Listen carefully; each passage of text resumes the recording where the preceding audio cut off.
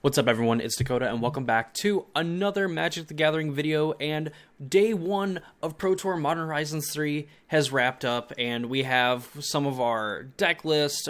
Players are performing well, records, things like that. I'm here on MTG Melee, kind of going over the top 16 deck lists, looking at the top 25 players, the decks that they're playing, and we'll kind of look at some of the other records of some of the other decks and give some thoughts and opinions on day one of competition being in the books and gearing up for day two. But of course, if you're not already subscribed to the channel and you want to see more videos from me where we do videos like this where we talk about the Pro Tour, Modern, Pioneer, etc., if any of that interests you, please consider subscribing and ring the notification bell, as those are free and easy ways to support me and my content as we are on the road to 1,000 subscribers by the end of the year, and y'all are crushing it. I appreciate it so much. It makes me so happy, and I just absolutely love making videos and stuff about Magic. It's easily one of my favorite games of all time and just one of my favorite things to do. So one of my favorite things, or I guess least favorite things to do though, is looking at modern metagames. So for those of you that maybe have not seen my video, like my primer video or whatever, for, you know, the Pro Tour itself before you really watch it, anything like that, we saw that Nadu decks, you know, Bant specifically had like a 20% metagame share, with there being some 4-color variants, overall giving Nadu like a 25, like over a 25% share of the total metagame of decks registered for the event, which is a lot, because if you combine, even if you just leave Bant Nadu separate from the 4-color version, it had 11% more of the metagame than the next most played deck, which was the Ruby Storm deck. And spoilers for those of you that are watching this, there's none in the top 25. Like, Storm has a, you know, the deck that I thought would have been pretty good against a field full of Nadu, and honestly a deck that I probably personally would have registered. Instead of just playing like Nadu and trying to out Nadu people, I'd probably just been playing Storm. And turns out it has been a bad choice, whether it's been kind of bad running from any of the players, or maybe just that the meta game outside of something like Nadu has been kind of hostile to it. You know, we still, you know, have seen 0 of the second most played deck, which is absolutely insane. I mean, we saw on like the Pioneer Pro Tour, it's kind of like a little anecdote, you know, where we had like Mardu, mid-range, Phoenix, and, you know, blue-white control. Those were poised to be some of the best decks, and, you know, the traditional mid-range, Rakdos mid-range decks and the blue-white control decks in that tournament did not fare well at all. But Izzet Phoenix kind of dominated, and funny enough that we have another bird-led deck that is dominating this tournament. So real quickly, looking at the top 8 specifically, first, second, third place, all on Bant Nadu. So with a combined record of 14 plus 8, you know, 22-2 just between these 3 players. You can add up the matches if you want, but Jacob Negro, being the lone undefeated player, 8-0 perfect record with Bant Nadu, dropping 2 games all day, 2 games. And I believe if we look at his record and everything, he did drop 2 games in Modern, both to the mirror in Bant Nadu, 3-0 versus the mirror. Played Eldrazi for the 8-0 and absolutely just crushed it. Just making it look really easy, beating Ken Yukihiro as well on Mardu Energy. Arn, who was also on the Bant Nadu deck, who previously top-8 Outlaws of Thunder Junction in Standard. You know, just absolutely, Jacob is dominating this tournament. I mean, it's absolutely insane. You know, 6-0, 3-0, 6-0 in draft. You know, just absolutely crushing it. Ely Cassis, easily a player that I think most people end up forgetting about on the Pro Tour, and just always consistently being a very, very good player. You know, also just a very strong player, a very consistent player, and does very well, you know, and just has many accomplishments where I know, like, during, like, COVID time, it was kind of weird, but, you know, I remember Ely from a lot of those, plus even, like, pre-COVID and after COVID, just amazing, just a very good player. You know, so here's, like, kind of his record.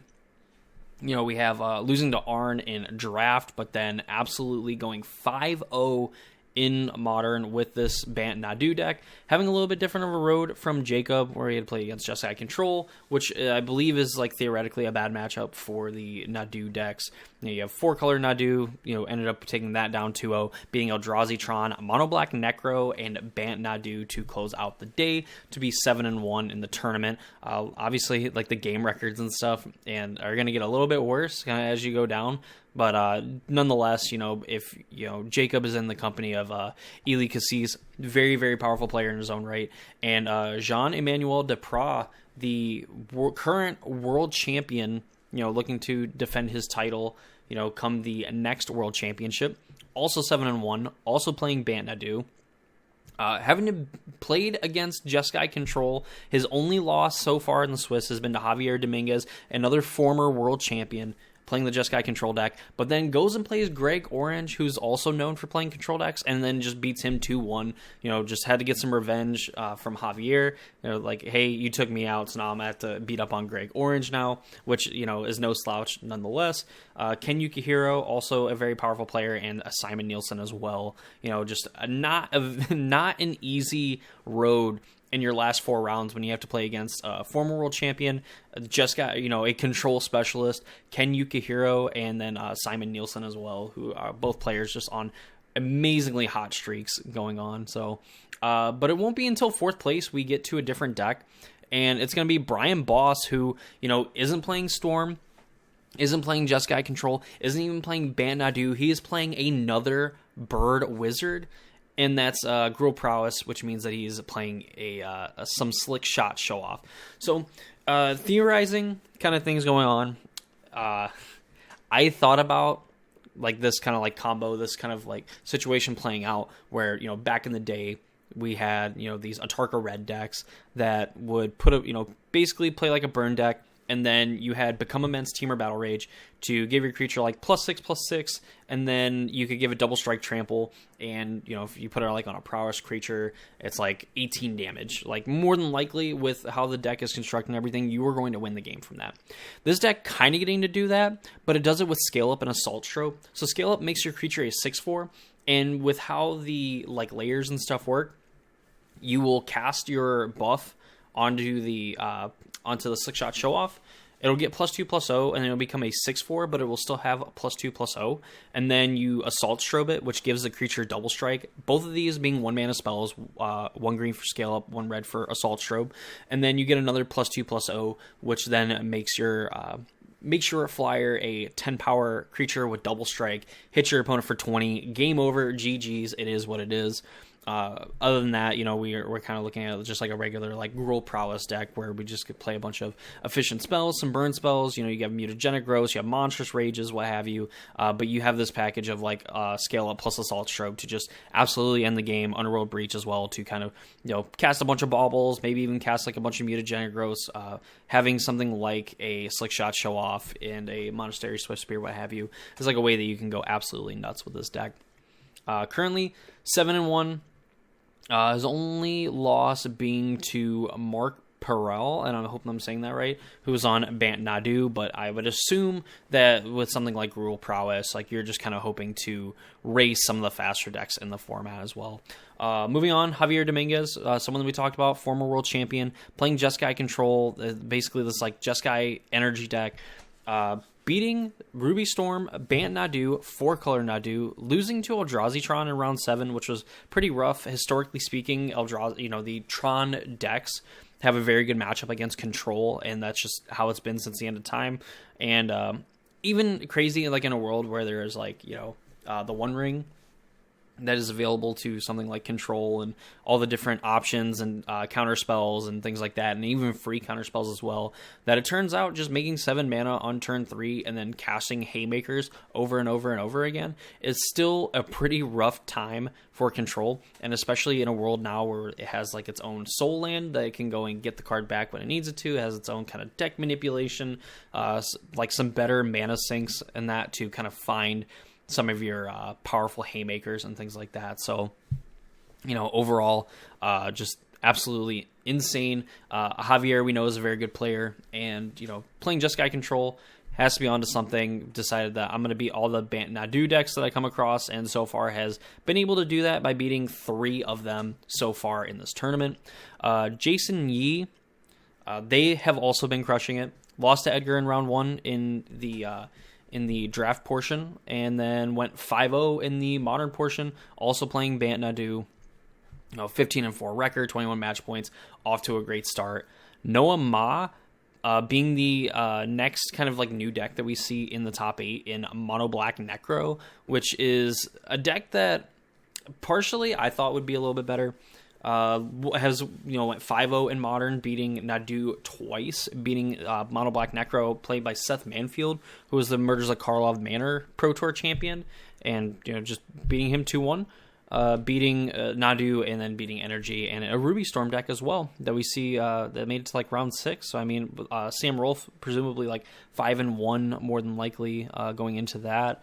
But yeah, Mono Black Necro, just getting to do kind of the scam thing while also getting to play the card Necro Dominance, which we know is an absolutely busted Magic card, a fixed version of Necro, and it doesn't feel very fixed because you just find like different ways to draw a bunch of cards and either gain life from Shieldred by getting to like do that sort of thing, or even just getting to cast cards like Soul Spike and whatnot to like exile cards from your hand, deal 4 to something, gain 4, which conveniently deals with Nadu very well, because Nadu is a 4 toughness creature, so you can just draw like 8 cards and then cast Soul Spike, pitch 2 black cards and do the thing, or Soul of Wretch, or what was it, the Wretched Sorrow, something like that, the March of Wretched Sorrow, to like pay a black and then exile some cards to do that as well. You get the cards out of your hand, you gain some life, and you're ready to Necro again for the next turn. Finally, we have David Gonzalez Romero playing the Eldrazi Tron deck.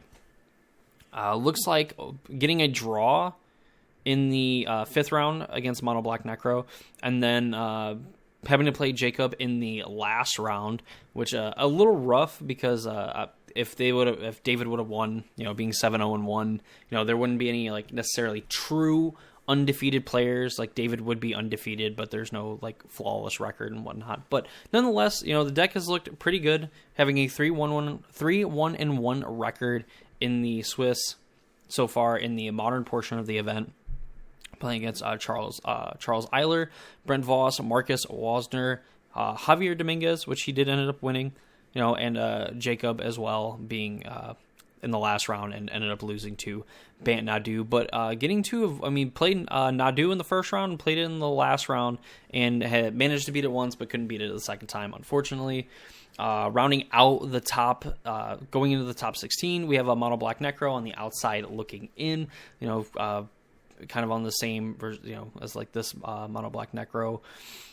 We have Boros Energy, then we have 2 more Bant Nadu decks. We have Mardu Energy at 13th, Bant Nadu at 14, 4-color Nadu at 15, and then Jeskai Wizards at 16th. Going in past the top 16, rounding out the top 25, we have 3 straight Bant Nadu decks. We have Living End, another Bant Nadu deck, 2 Mono Black decks, one being Mono Black Necro by Seth Manfield, and then Bart Van Etten playing Mono Black Grief, which I'm assuming, if we look at the list real quick, is I guess is kind of like more of just like the Mono Black like scam, just eschewing like Necro in the deck, which I don't know if that's right or wrong, but Necro is a busted card. And then finally we have 2 Nadu decks to round out our top 25. So I compiled a list here of kind of like the top 16 players and what they're playing. So if we look at this here, we have in the top 16, we have 8 Nadu decks total, with 7 of them being Bant, 1 being 4-color.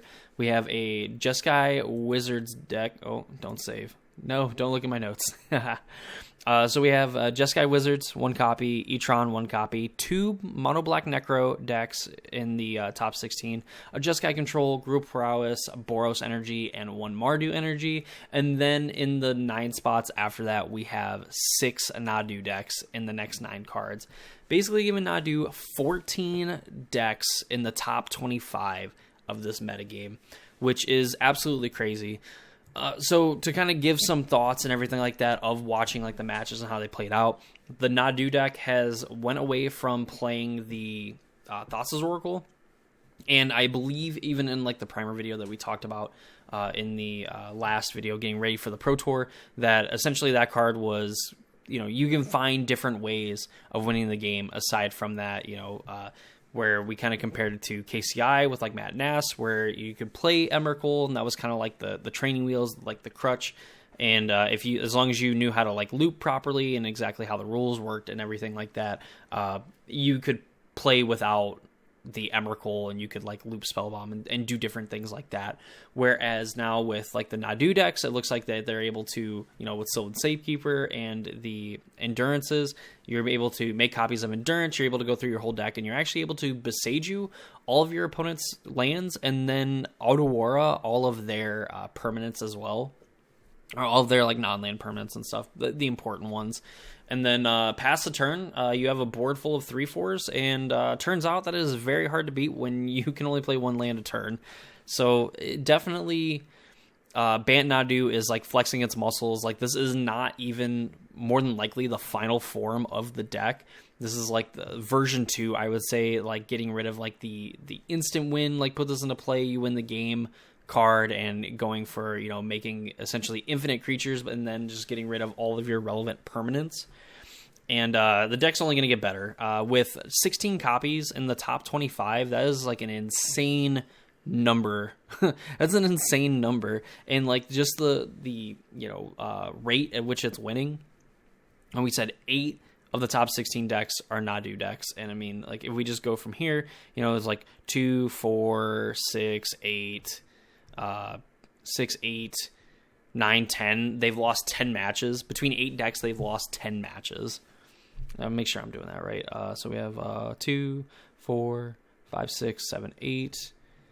And then, yeah, you have 9, 10. So 11. They've lost 11 matches between 8 decks.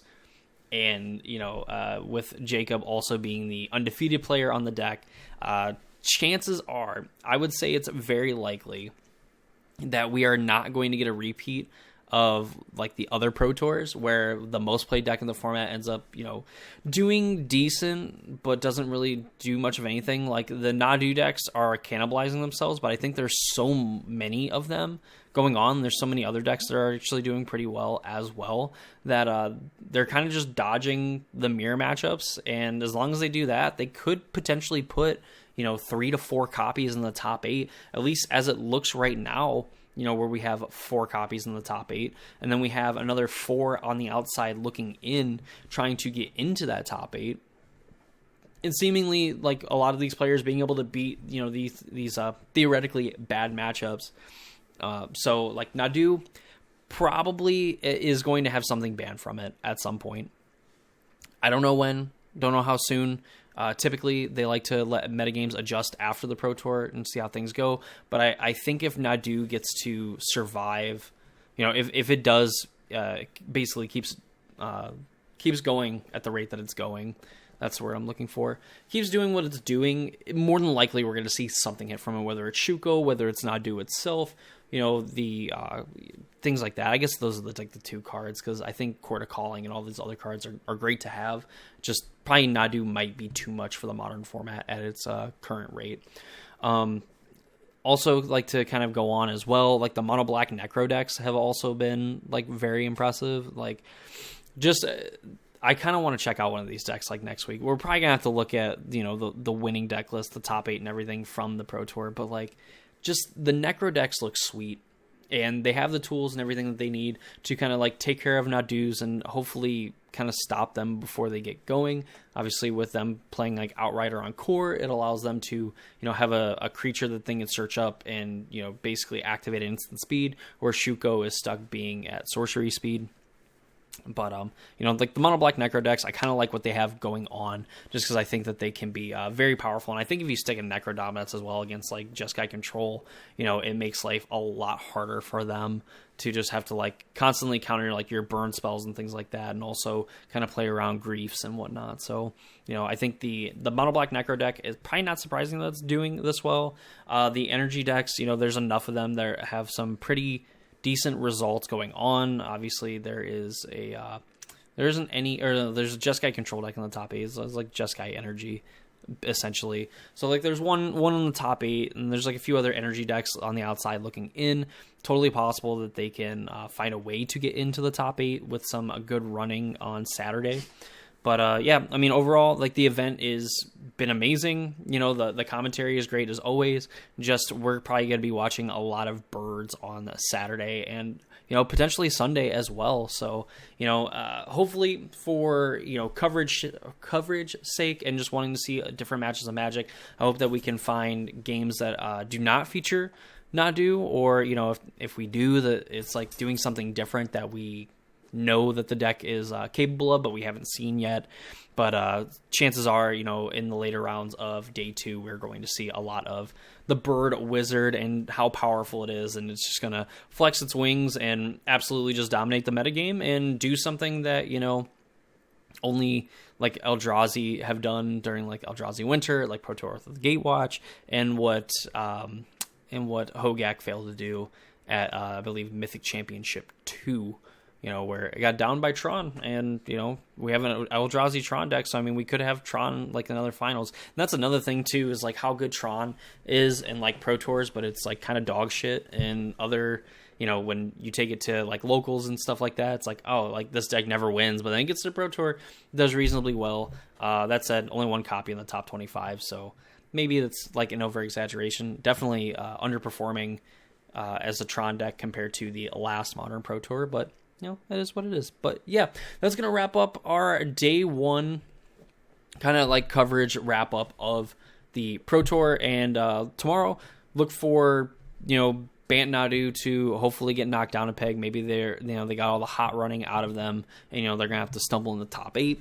Chances are, you know, a few of them are going to walk in. Maybe we'll get another one at like 8th, and we could see, you know, 4 different Nadu players in the top 8. And it'll be interesting to see what the formula is to actually beat them going into day 2, and then, you know, potentially in the top 8. Because again, I doubt that with 16 in the top 25 that, you know, Nadu just completely misses top 8 altogether. But yeah, coverage on the East Coast, you are looking at like 5 a.m. start time.